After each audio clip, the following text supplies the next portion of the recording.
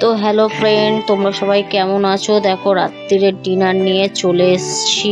সকালের দুপুরে খাওয়ার মেনুটা দেখালাম, রাত্রের ডিনার না দেখা এমন কি হতে পারে। চলো আজকে ডিনারে কি কি আছে তোমরা সবাই দেখে নাও।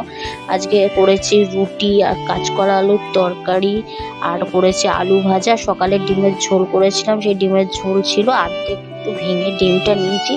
ডিম আমি খুব একটা ভালোবাসি না, তাও একটু খাই। না ভালোবাসা জিনিসটাকেও একটু খেতে হয় মাঝে সাঝে, সেটা সবাই জানো। দেখো আমি টক করে রুটি ছিঁড়ে টক করে মুখে নিয়ে নিচ্ছি।